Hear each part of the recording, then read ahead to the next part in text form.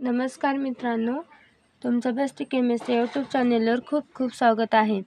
तुम्ही पण यामधले आहात का ज्यांना अल्डोल कंडेन्सेशन ही रिॲक्शन हार्ड जाते. या रिॲक्शनमध्ये काय होत आहे काय नाही हे काही पण समजत नाही, त्यामुळे अल्डोल कंडेन्सेशन ही रिॲक्शन हार्ड जाते. आता तुमची प्रॉब्लेम दूर होणार. हा व्हिडिओ पाहिल्यास तुम्हाला अल्डोल कंडेन्सेशन रिॲक्शन एकदम इझी पद्धतीने समजून जाईल.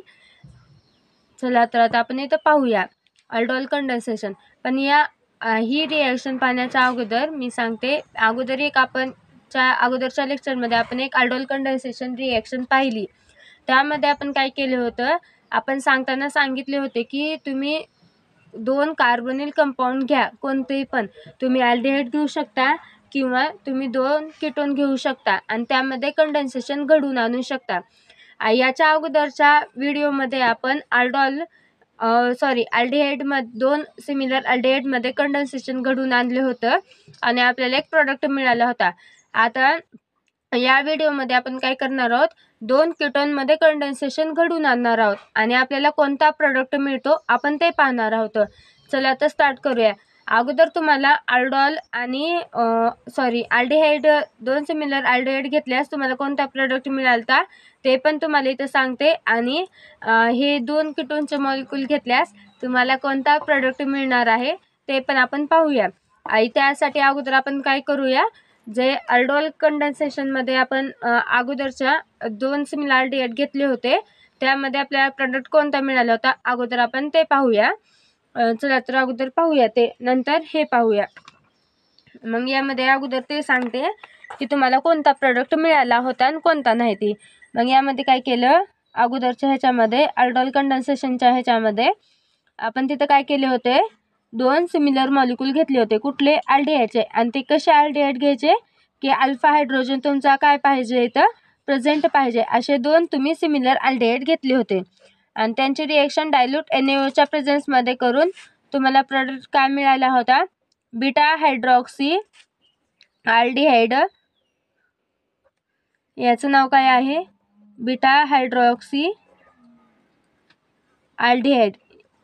आणि याचं डिहायड्रेशन झाल्यास तुम्हाला प्रोडक्ट काय मिळणार आहे, इनल. हा तुम्हाला काय भेटणार आहे, इथं प्रोडक्ट मिळणार आहे. कुठला भेटणार आहे, इनल हा प्रोडक्ट मिळणार आहे.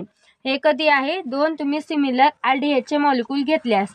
इथं तुम्ही 2 सिमिलर अल्डिहाइडचे मॉलिक्यूल घेतल्यास तुम्हाला हा प्रोडक्ट मिळालेला आहे, इनल. आणि यालाच आपण काय म्हणू शकतो, अल्डोल पण म्हणू शकतो. पहिला प्रोडक्ट तुम्हाला अल्डोल भेटला आणि त्याचं डिहायड्रेशन झाल्यास तुम्हाला प्रोडक्ट काय मिळाला, इनल हा प्रोडक्ट मिळालेला आहे. आता आपण काय करूया, 2 कीटोन घेऊया आणि त्या कीटोनमध्ये काय करूया, कंडेन्सेशन घडवून आणून आपल्याला कोणता प्रोडक्ट मिळतो आपण ते पाहूया. चला तर स्टार्ट करूया. आता यामध्ये काय करणार आपण, पहिल्यांदा कधी पण एखाद्या रिॲक्शनचं काय लिहायचं, पहिल्यांदा इंट्रोडक्शन लिहायचं. मग यामध्ये आपण इंट्रोडक्शनमध्ये सांगणार, तुम्ही ही इंट्रोडक्शन मी कीटोनचं लिहिलेलं आहे, तुम्ही ह्याच्याऐवजी तुम्ही त्या अल्डिहाइडचं पण इंट्रोडक्शन लिहू शकता. त्याच्यामध्ये काय नाही, फक्त रिॲक्शन देताना तुम्हाला कीटोनची वेगळी रिॲक्शन लिहायची आहे आणि अल्डिहाइडची वेगळी रिॲक्शन लिहायची आहे. इंट्रोडक्शनमध्ये तुम्ही ते पण लिहिल्यास चालतंय. मग आता चला तर आपण पाहूया. अगोदर इथं इंट्रोडक्शन पाहूया. यामध्ये अल्डोल कंडेन्सेशन होताना तुम्हाला माहीत पाहिजे की पहिली तुमची अल्फा हायड्रोजन असला पाहिजे असे 2 कार्बोनिल कंपाऊंड घ्यायचे आहेत. मग त्या आपण कार्बोनिल कंपाऊंडमध्ये कुठले घेणार आहोत, कीटोन घेणार आहोत. मग यामध्ये आपण चला आता स्टार्ट करूया. आता इंट्रोडक्शनमध्ये काय म्हणते ते पाहूया. Aldehydes or ketones having at least 1 alpha hydrogen atom that undergoes aldol condensation. Aldol कंडेन्सेशनसाठी तुम्हाला पहिल्यांदा सांगितलेलं आहे की अल्फा हायड्रोजन असला पाहिजे आणि असे अल्फा हायड्रोजन असलेले असे 2 कार्बोनिल कंपाऊंड घ्यायचे आहेत आणि ते पण कसे पाहिजेत, सेम पाहिजेत. आता दुसऱ्या ह्याच्यामध्ये काय सांगितलेलं आहे, ते सांगितलेलं आहे की आपल्याला काय पाहिजे, सेम मॉलिक्यूल पाहिजेत. तुम्ही आयदर अल्डिहाइड घेऊ शकता, आयदर तुम्ही कीटोन घेऊ शकता. इथं aldol condensation occurs in same molecule of aldehyde और कीटोन, हे तर सांगितलेलंच आहे. आता तिसऱ्या ह्याच्यामध्ये काय सांगितलेलं आहे, in aldol condensation they form firstly beta hydroxy ketone and dehydration of beta hydroxyketol to give final product, that is mesetyl oxide. So this process is called as aldol condensation. यामध्ये काय सांगितलेलं आहे तुम्हाला की तुम्ही कीटोनचे जर दोन मॉलिक्यूल घेतले असते सिमिलर, तर तुम्हाला पहिला प्रोडक्ट मिळतो बीटा हायड्रॉक्सीकीटॉल आणि त्याचं डिहायड्रेशन झाल्यास तुम्हाला भेटतो मेसेटिल ऑक्साईड. असे तुम्हाला दोन प्रोडक्ट भेटणार आहेत. मग त्या प्रोसेसला तुम्ही काय म्हणलेलं आहे, aldol कंडेन्सेशन असे म्हणलेले आहे. हे काय लिहायचं, पहिल्यांदा इंट्रोडक्शन मध्ये लिहायचं. आता आपण काय पाहणार आहोत, रिएक्शन पाहणार आहोत. चला तर आता आपण रिएक्शन पाहूया. अगोदरच्या पण याच्यामध्ये सांगितलेलं आहे की व्हिडिओमध्ये रिएक्शनच्या अगोदर त्याचं काय लिहायचं, एक्सप्लेनेशन लिहायचं आणि रिएक्शनमध्ये आपण जे मॉलिक्यूल वापरणार आहोत त्यांचं नाव पण लिहायचं. आता आपण रिएक्शनचं एक्सप्लेनेशन पाहूया. When two molecules of ketone undergoes condensation in presence of dilute sodium hydroxide म्हणजेच NaOH to give beta hydroxyketol and which is further dehydration to give final product, that is mesityl oxide. यामध्ये काय सांगितलं, तुम्ही दोन कीटोनचे molecule घेतलात. कोणते ketone, acetone. हे दोन तुम्ही कीटोनचे मॉलिक्यूल घेतलेले आहेत. त्यांचं कंडेन्सेशन होत आहे कुणाच्या प्रेझेन्समध्ये, सोडियम हायड्रॉक्साईडच्या प्रेझेन्समध्ये त्याचं काय होणार आहे, कंडेन्सेशन होणार आहे. आणि तुम्हाला प्रोडक्ट काय भेटतो, या प्रोडक्टला तुम्ही बीटा हायड्रॉक्सीकीटॉल पण म्हणू शकतो. आणि त्याचं IUPAC मध्ये नाव काय आहे, 4-हायड्रॉक्सी 4-मिथाइल पेंटॅन 2-ONE. हे त्याचं काय आहे, IUPAC नाव आहे. आणि याचं कॉमन नावाचा जर विचार जर केला तर त्याचं कॉमन नाव आहे बीटा हायड्रॉक्सीकीटॉल. आणि त्याचं फर्दर डिहायड्रेशन झालं. डिहायड्रेशन म्हणजे त्यातून वॉटर मॉलिक्यूल काय होणार, तुमचा लॉस होणार. आणि वॉटर मॉलिक्यूल लॉस होऊन तुम्हाला इथं प्रोडक्ट काय भेटला, मेसेटाइल ऑक्साईड हा प्रोडक्ट भेटलेला आहे. मी याचं कॉमन नाव लिहिलेले आहे, याचं मी IUPAC नाव लिहिलेलं नाही. तुम्हाला मेकॅनिझममध्ये याचं IUPAC नाव मिळून जाईल. आता आपण काय पाहूया, मेकॅनिझम पाहूया. तुम्हाला ही रिॲक्शन समजलेली असेल असं मी गृहीत धरते, तरी पण अजून एकदा सांगते. या रिॲक्शनमध्ये काय होते, तुम्ही दोन सिमिलर ॲसिटोनचे म्हणजेच कीटोनचे मॉलिक्यूल घेतले, त्यांचं कंडेन्सेशन होत आहे. सोडियम हायड्रॉक्साईडच्या प्रेझेन्समध्ये त्याचं कंडेन्सेशन झालं आणि तुम्हाला प्रोडक्ट काय भेटला, बीटा हायड्रॉक्सीकीटॉल किंवा 4-हायड्रॉक्सी 4-मिथाइल पेंटॅन 2-ONE हा प्रोडक्ट मिळाला. आणि त्याचं फर्दर डिहायड्रेशन झाल्यास तुम्हाला काय प्रोडक्ट भेटला, मेसेटाइल ऑक्साईड हा प्रोडक्ट मिळालेला आहे. आता हा प्रोडक्ट कसा ध्यानात ठेवायचा, बीटा हायड्रॉक्सीकीटॉल. तर यामध्ये काय करायचं, पहिल्यांदा तुम्हाला माहीत आहे की आपण दोन सिमिलर मॉलिक्यूल घेणार आहोत. कीटोनचे घ्या किंवा अल्डिहाइडचे घ्या. आता मी तर काय घेतलेत, कीटोनचे घेतलेले आहेत. मग या कीटोनमध्ये काय करायचं, हा कीटोनचा मॉलिक्यूल पहिला आणि हा दुसरा मॉलिक्यूल आहे. मग यामध्ये आपल्याला काय लिहायचं आहे, प्रोडक्ट लिहायचा आहे. मग आता आपण प्रोडक्ट कसा लिहायचा, तर काय करायचं, हा इकडचा मॉलिक्यूल जशाला तसा लिहायचा. जशाला तसा लिहिताना काय करायचं, फक्त हा O आहे ना, इथं डबल बॉन्ड न देता फक्त सिंगल O लिहायचा. मग मी तर काय केले, CH3CO आणि CH3 हा मी काय लिहिले, खाली लिहिले CH3. आणि हा दुसरा काय, CH3C double bond O CH3 म्हणजेच हा दुसरा कीटोनचा मॉलिक्यूल म्हणजेच ॲसिटोनचा मॉलिक्यूल आहे. मग यामध्ये काय होणार, हा CH3 आहे ना, या CH3 मधला एक H तुम्ही या ऑक्सिजनला देणार. इथे एक H तुम्ही काय दिला, ऑक्सिजनला दिला. मग इथे एक H ऑक्सिजनला दिल्यास इथं काय राहिलं, CH2C double bond O CH3 हा राहिला तुमचा. मग त्याच्या पुढे या कार्बनला तुम्ही तो ग्रुप जोडून द्यायचा, CH2C double bond O CH3. हे असं ध्यानात ठेवायचं. आणि याचं फर्दर डिहायड्रेशन. आता डिहायड्रेशन होताना काय करायचं, हा तुमचा ज्या कार्बनवर तुमचा OH आहे त्याच्या बाजूच्या कार्बनवरून तुमचा हायड्रोजन काढून टाकायचा आणि तिथं या दोघांमध्ये काय लिहायचं, डबल बॉन्ड लिहायचं. आणि तुम्हाला प्रोडक्ट काय मिळाला, मेसेटिल ऑक्साईड हा प्रोडक्ट मिळालेला आहे. मी तुम्हाला ट्रिक सांगितलेली पण लक्षात राहील. आणि ही रिॲक्शनचं एक्सप्लेनेशन, ही रिॲक्शन कशी त्यांना ठेवायची हे पण तुम्हाला समजलेलं असेल असं मी गृहीत धरते. आणि आता आपण काय पाहणार आहोत, मेकॅनिझम पाहणार आहोत. त्या मेकॅनिझममध्ये तुम्हाला समजून येईल की आपल्याला हा प्रोडक्ट कसा मिळाला आणि कसा नाही ते. आता आपण काय करूया, मेकॅनिझम पाहूया. चला तर आता आपण मेकॅनिझमकडे वळूया. आता आपण काय पाहायचं, मेकॅनिझम पाहायचं. मेकॅनिझममध्ये हे अल्डोल कंडेन्सेशनच्या कीटोनचं पण मेकॅनिझम सेम. तुम्ही अल्डोल कंडेन्सेशनमध्ये जे अल्डिहाइडचे मेकॅनिझम पाहिलं आहे ना, सेम तेच मेकॅनिझम आहे. थोडा पण बदल नाही, फक्त थोडा कंचितचा बदल आहे. तो म्हणजे की तिथं तुम्ही जे एच वापरलेला आहे, म्हणजेच CH3 डबल बॉन्ड OH, त्या एचच्या ठिकाणी फक्त तुमचं इथं काय येणार आहे, CH3 ग्रुप येणार आहे. आणि बाकीचं सगळं मेकॅनिझम तुमचं कसं आहे, सेम अल्डोल कंडेन्सेशन सारखंच आहे. आणि त्यामध्ये फक्त एवढाच चेंजेस आहे, बाकीचा कुठला चेंजेस नाही. पण ते तुम्हाला ध्यानात ठेवावं लागेल की कुठं चेंजेस आहेत, कुठं नाही. ते आपण काय करूया, ही रिॲक्शनचं मेकॅनिझम झालं का, या रिॲक्शनच्या मेकॅनिझम नंतर आपण ते अल्डोल कंडेन्सेशनमध्ये अल्डिहाइडचे जे मॉलिक्युल सिमिलर घेतले, कोणता प्रोडक्ट मिळाला आपण ते पण पाहणार आहोत.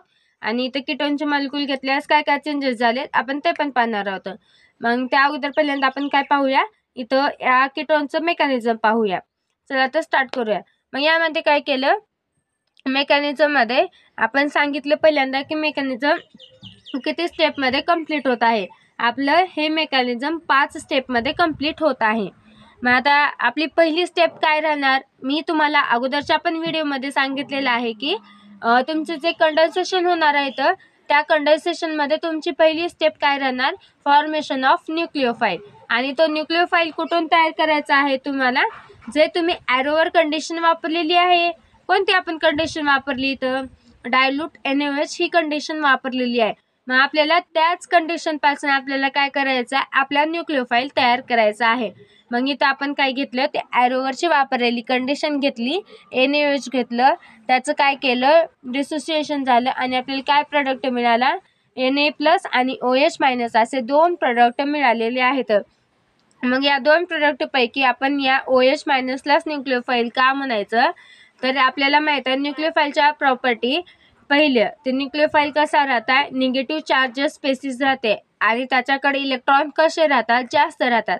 मग त्या दोन्ही पण न्यूक्लिओफाईलच्या प्रॉपर्टी इथं कुणाला लागू होता येतात, या OH- लागू होता येतात. म्हणून त्याला आपण काय म्हणलेलं आहे, न्यूक्लिओफाईल म्हणलेलं आहे. तर हे तुम्हाला समजलेलं असेल. आता आपली काय होणार आहे, सेकंड स्टेप. आता आपण सेकंड स्टेप पाहूया. त्या सेकंड स्टेपमध्ये काय काय झालं, काय काय नाही ते पाहूया.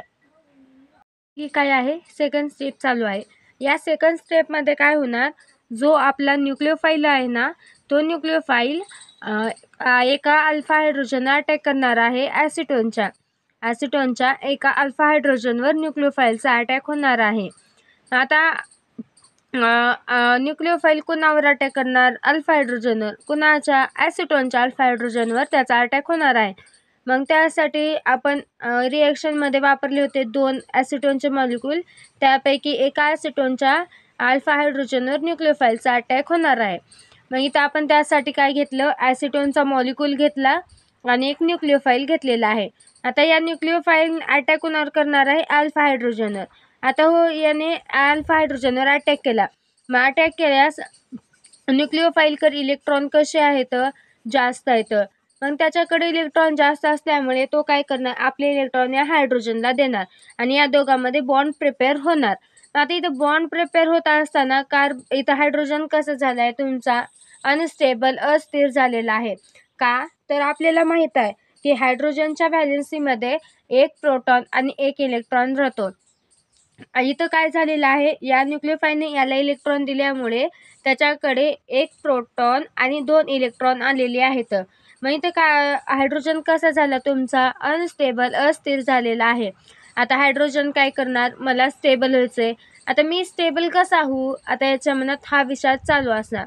आता हायड्रोजन काय करणार, त्याला एक आयडिया सुचते की त्यानं काय करणार, त्याला माहीत आहे आपल्या बॉन्डिंगमध्ये इलेक्ट्रॉन आहेत. ते माझा 1 इलेक्ट्रॉन आहे आणि या कार्बनचा 1 इलेक्ट्रॉन आहे, असं हायड्रोजनला माहीत आहे. मग माहीत असल्यामुळे हायड्रोजन काय करणार, आता माझा तर बॉन्ड ह्याच्यासोबत प्रिपेअर होत आहे, मला आता इथला बॉन्ड ब्रेक करायचा आहे. मग आता तो बॉन्ड ब्रेक करण्यासाठी मी काय करणार, या कार्बनला गोल बोलणार आणि त्याला म्हणणार की तू काय कर, माझे इलेक्ट्रॉन आणि तुझे इलेक्ट्रॉन बॉन्डिंगमध्ये असलेले तू घेऊन जा. का, तर मी इकडं, मला हा न्यूक्लिओफाईल मला इलेक्ट्रॉन दिलेला आहे आणि मी त्याच्यासोबत बॉन्ड प्रिपेअर करून मी स्थिर होऊ लागलो आहे. आणि तुझ्यासोबत बॉन्ड प्रिपेअर होताना मी तिथं कसा होत आहे, अस्थिर होत आहे. मग त्यासाठी तू काय कर, तू बी स्थिर हो आणि मी पण स्थिर होतो म्हणतोय आणि तू इथले इलेक्ट्रॉन घेऊन जा, असं हायड्रोजन कार्बनला म्हणतो. मग कार्बन थोडा विचार करतो, मग कार्बन म्हणतो हो ठीक आहे मला पण चालेल म्हणतो.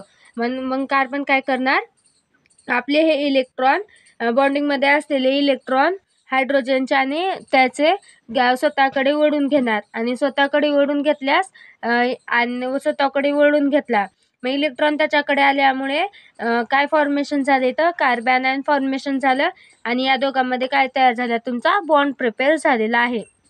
या स्पेसिसला आपण कार्बॅनायन का म्हणायचं तर कार्बनवर कुठला चार्ज आलेला आहे, निगेटिव्ह चार्ज आलेला आहे, त्यासाठी आपण या स्पेसिसला काय म्हणलं, कार्बॅनायन असे म्हणलेलं आहे. आता आपली सेकंड स्टेप झाली. आता आपण थर्ड स्टेप पाहूया, पण तरी पण अजून एकदा रिव्हिजनसाठी सांगते. आपल्याला पहिल्या स्टेपमध्ये काय भेटला, न्यूक्लियोफाईल भेटला. आता सेकंड स्टेपमध्ये काय होणार, त्या न्यूक्लियोफाईलचा अटॅक एका अल्फा हायड्रोजनवर होणार ॲसिटोनच्या आणि आपल्याला प्रोडक्ट काय मिळणार, कार्बॅनायन आणि वॉटर मिळणार. आता आपण थर्ड स्टेप पाहूया. आता आपल्या थर्ड स्टेपमध्ये काय होणार, जो कार्बॅनायन तयार झाला होता सेकंड स्टेपमध्ये त्याचा अटॅक होणार आहे एका ॲसिटोनच्या मॉलिक्यूलवर. आपण रिॲक्शनमध्ये 2 ॲसिटोनचे मॉलिक्यूल यूज केले होतो, त्याच्यापैकी एका ॲसिटोनचा यूज आपण सेकंड स्टेपमध्ये केला. आता तिथं एक ॲसिटोनचा मॉलिक्यूल राहिलेला आहे त्या रिॲक्शनमध्ये. त्या रिॲक्शनमधला जे उरलेला ॲसिटोनचा मॉलिक्यूल आहे तो इथं यूज होणार आहे थर्ड स्टेपमध्ये. तो इथं यूज झाला आणि पुन्हा कोण अटॅक करणार आहे याच्यावर, कार्बॅनायनचा अटॅक होणार आहे. मग इथं कार्बॅनायनचा अटॅक होत असल्यामुळे आपण इथं काय घेतलं, कार्बॅनायन घेतला. कुणावर करणार आहे अटॅक, ॲसिटोनवर करणार आहे, म्हणजे ॲसिटोनचा एक मॉलिक्यूल घेतलेला आहे. मग यामध्ये काय होणार, हा कार्बॅनायन काय करणार, आपले इलेक्ट्रॉन या कार्बनला देणार. कार्बनला दिल्यामुळे कार्बन इथं कसा झाला, अनस्टेबल, अस्थिर झाला. का तर आपल्याला माहित आहे कार्बन किती बॉन्ड फॉर्म करतो, 4 बॉन्ड फॉर्म करतो. मग इथं या कार्बनने ऑलरेडी किती बॉन्ड फॉर्म केलेत, 4 बॉन्ड फॉर्म केलेले आहेत. ते पाहूया, 1 2 3 4 हे 4 बॉन्ड कार्बनने ऑलरेडी फॉर्म केलेले आहेत. पण या कार्बॅनायन आपले इलेक्ट्रॉन त्याला देत असल्यामुळे त्या दोघांचे इलेक्ट्रॉन बॉन्डिंगमध्ये येऊन इथं काय तयार होत आहे, या दोघांमध्ये बॉन्ड प्रिपेअर होत आहे. या दोघांमध्ये जर बॉन्ड प्रिपेअर जर झाला तर कार्बन कसा होईल, आपला अस्थिर होईल. आता कार्बनला विचार पडला, आता आपल्या या दोघांमध्ये बॉन्ड प्रिपेअर झालेला आहे, पण मी आता इथं अनस्टेबल होत आहे, मला स्थिर व्हायचं आहे. जर मला स्थिर व्हायचं असेल तर मला कुठला बॉन्ड तर ब्रेक करावं लागेल. मग कार्बन विचार करत असताना कार्बनच्या मनात येतं की आपले या दोघांमध्ये बॉन्ड प्रिपेअर होणार आहे तो सिग्मा बॉन्ड आहे. इथं सिग्मा, इथं सिग्मा, इथं सिग्मा आणि एक तुमचा काय आहे, पाय बॉन्ड आहे. मग कार्बनला कळतं की आपल्याकडे एक पाय बॉन्ड आहे आणि तो पाय बॉन्ड कसा राहतो, आपला वीक बॉन्ड राहतो. मग कार्बन काय करणार, हा पाय बॉन्ड ब्रेक करणार, ऑक्सिजनला म्हणणार तू इलेक्ट्रॉन घेऊन जा बॉन्डिंगमधले आणि मी याच्यासोबत बॉन्ड प्रिपेअर करतो म्हणणार. ऑक्सिजन म्हणतो हो ठीक आहे मला चालेल. असं म्हणल्यास याचं सगळ्याचं एवढं महाभारत झाल्यास आपल्याला प्रोडक्ट काय भेटतो, हा प्रोडक्ट भेटतो ऑक्साईड आयन. हा आपला प्रोडक्ट मिळालेला आहे आपल्याला. या प्रोडक्टला ऑक्साईड आयन का म्हणायचं तर ऑक्सिजनवर कुठला चार्ज आहे, निगेटिव्ह चार्ज आहे, त्यासाठी त्याला आपण काय म्हणलं, ऑक्साईड आयन असे म्हणलेलं आहे. मग यामध्ये काय होतं तुमचं कार्बॅनायन. आता या प्रोडक्टमध्ये याला ऑक्साईड आयन का म्हणलं तर आपल्याला माहित आहे की याने याच्यासोबत बॉन्ड प्रिपेअर केला. हा इथं कार्बनने या स्पेसिस सोबत बॉन्ड प्रिपेअर केला. हा CH3 मी तर खाली लिहिलेला आहे, हा CH3 जशाला तसा, फक्त चेंजेस काय झाले की तुमच्या ऑक्सिजनकडे इलेक्ट्रॉन गेले, इथे इलेक्ट्रॉन आलेले आहेत ऑक्सिजनकडे आणि तुमची काय स्पेसिस तयार झाली, ऑक्साईड आयन ही स्पेसिस तयार झालेली आहे. आपल्याला फर्स्ट स्टेपमध्ये काय भेटला, न्यूक्लियोफाईल भेटला. सेकंड स्टेपमध्ये त्या न्यूक्लियोफाईलचा अटॅक अल्फा हायड्रोजनवर होणार आहे. एका कुठल्या तर ॲसिटोनच्या अल्फा हायड्रोजनवर न्यूक्लियोफाईलचा अटॅक होऊन आपल्याला प्रोडक्ट काय मिळाला, एक म्हणजे कार्बॅनायन आणि दुसरा म्हणजे वॉटर मॉलिक्यूल मिळालेला आहे. आणि थर्ड स्टेपमध्ये काय झालं, जो आपल्या सेकंड स्टेपमध्ये कार्बॅनायन तयार झाला होता तो अटॅक करणार एका ॲसिटोनच्या मॉलिक्यूलवर आणि तो अटॅक केल्यास आपल्याला प्रोडक्ट काय मिळाला, ऑक्साईड आयन मिळालेला आहे. हे आपल्याला थर्ड स्टेप झाली. आता आपली फोर्थ स्टेप आहे, आता आपण ते पाहूया. या फोर्थ स्टेपमध्ये काय होणार, जो तुमचा वॉटर मॉलिक्यूल आहे सेकंड स्टेपमध्ये तयार झालेला सॉरी तर इथं फोर्थ स्टेपमध्ये काय होणार आहे, जो तुमचा ऑक्साईड आयन आहे ना, तो ऑक्साईड आयनचा अटॅक ते वॉटर मॉलिक्यूलवर होणार आहे. आता हा वॉटर मॉलिक्यूल कुठून आला, जो तुमच्या सेकंड स्टेपमध्ये वॉटर मॉलिक्यूल तयार झाला होता, तो वॉटर मॉलिक्यूल इथे यूज करणार आहोत आपण. कार्बन नंतर यूज केलेला आहे थर्ड स्टेपमध्ये. आता एक राहिला होता तुमचा वॉटर मॉलिक्यूल, तो वॉटर मॉलिक्यूल इथं आपण फोर्थ स्टेपमध्ये यूज करणार आहोत. मग इथं काय होणार, ऑक्साईड आयन अटॅक करणार आहे वॉटर मॉलिक्यूलवर. मग अटॅक केल्यास काय होणार, आता या ऑक्सिजनकडे इलेक्ट्रॉन कसे आहेत, जास्त आहेत. निगेटिव्ह चार्जेस स्पेसिस आहे, इलेक्ट्रॉन जास्त आहेत. मग या ऑक्सिजनने इलेक्ट्रॉन या हायड्रोजनला दिले. हायड्रोजनला इलेक्ट्रॉन दिल्यामुळे तर अजून हायड्रोजन कसा झाला तुमचा, अनस्टेबल, अस्थिर झाला. का तर आपल्याला माहित आहे हायड्रोजनकडे एक इलेक्ट्रॉन एक प्रोटॉन राहतो. ऑलरेडी त्याचा बॉन्डिंगमध्ये एक इलेक्ट्रॉन होता, आता त्याच्याकडे काय राहिला, एक प्रोटॉन राहिला. त्यामुळे अगोदर इथं काय होता, हा हायड्रोजन स्थिर होता. पण आता या ऑक्सिजनने याला इलेक्ट्रॉन दिले. मग याला इलेक्ट्रॉन दिल्यामुळे तो कसा झाला, इथं अनस्टेबल झाला, अस्थिर झाला. मग हायड्रोजन काय करणार, आता याने इलेक्ट्रॉन देत आहे, मग या दोघांमध्ये बॉन्ड तर प्रिपेअर होणार. मग आता बॉन्ड प्रिपेअर होत असल्यामुळे मला आता हा बॉन्ड ब्रेक तर करायचा आहे. मग हायड्रोजन काय म्हणणार, मी हा बॉन्ड ब्रेक कसा करू शकतो, का तर माझी इलेक्ट्रोनिगेटिव्हिटी कशी आहे, या ऑक्सिजनपेक्षा माझी इलेक्ट्रोनिगेटिव्हिटी कशी आहे, लेस आहे माझी इलेक्ट्रोनिगेटिव्हिटी, म्हणजेच कमी आहे. मी कमी इलेक्ट्रोनिगेटिव्ह आहे आणि हा ऑक्सिजन कसा आहे, जास्त इलेक्ट्रोनिगेटिव्ह आहे. मग इथं कमी इलेक्ट्रोनिगेटिव्ह असल्यामुळे काय करणार, आता मला तिथला बॉन्ड ब्रेक करता येत नाही. आता मला ऑक्सिजनला म्हणावं लागेल, काहीतरी सांगावं लागेल त्याला की ही बॉन्ड ब्रेक कर, गोड गोड गोड गोड बोलावं लागेल. आता हायड्रोजन काय करणार, आता ऑक्सिजनला मला गोड गोड बोलायचं आहे. मग त्यांना काय म्हणणार, हा ऑक्सिजन ऐक की. मग ऑक्सिजन म्हणणार काय, सांग जरा. मग हायड्रोजन काय म्हणणार, अरे मला इकडून या ऑक्सिजनकडून इलेक्ट्रॉन मिळाले तर, आणि मी याच्यासोबत बॉन्ड प्रिपेअर करणार आहे. आता म्हणजे माझे बॉन्डिंगमध्ये इलेक्ट्रॉन आहेत ना, ते तू इलेक्ट्रॉन घेऊन जा, तुझे पण आणि माझे पण, आणि तू तिथं स्थिर हो आणि मी याच्यासोबत बॉन्ड प्रिपेअर करून स्थिर होतो. ऑक्सिजन थोडा विचार करतो, मग थोडा विचार करून करून पुन्हा ऑक्सिजन म्हणतो हो मला पण चालेल, ठीक आहे. ऑक्सिजन काय करतो, बॉन्डिंगमध्ये असलेले इलेक्ट्रॉन हायड्रोजनचे आणि त्याचे आपल्याकडे ओढतो आणि OH इथं तुमचं तो याच्या मायनसच्या फॉर्ममध्ये काय पडतो, बाहेर पडतो. आणि इथं तुम्हाला, आणि हा हायड्रोजन याच्यासोबत बॉन्ड प्रिपेअर करतो आणि तुम्हाला ही स्पेसिस भेटते. या स्पेसिसला काय म्हणतात, बीटा हायड्रॉक्सिकिटॉल, हे कॉमन नेम झालं. आणि IUPAC नेम म्हणल्यास 4 हायड्रॉक्सी 4 मिथाइल पेंटॅन 1 ONE, हा तुम्हाला प्रोडक्ट मिळालेला आहे. आता आपली काय राहिली, 5वी स्टेप. आता आपण ते पाहूया. आता आपल्या 5व्या स्टेपमध्ये काय होणार, जे फोर्थ स्टेपमध्ये आपण जे प्रोडक्ट तयार झाला होता ना बीटा हायड्रॉक्सिकिटॉल, त्याचं डिहायड्रेशन होणार. डिहायड्रेशन कसं होणार, ज्या ठिकाणी तुमचा ज्या कार्बनवर तुमचा OH आहे, त्यातून OH आणि त्याच्या बाजूच्या कार्बनवरून H in the form of H2च्या फॉर्ममध्ये बाहेर पडून तुम्हाला प्रोडक्ट मिळाला. आणि या प्रोडक्टचं नाव आहे मेसिटाइल ऑक्साईड, किंवा आणि IUPAC म्हणल्यास 4 methyl paint 3EN 2 ONE, हा त्याचं नाव आहे. इथं आपलं अल्डॉल कंडेन्सेशन संपलेलं आहे. जर तुम्हाला व्हिडिओ आवडलेला असेल तर लाईक, शेअर आणि सबस्क्राईब करा. आणि काही अडचणी असल्या तर कॉमेंटमध्ये नक्की सांगा. धन्यवाद.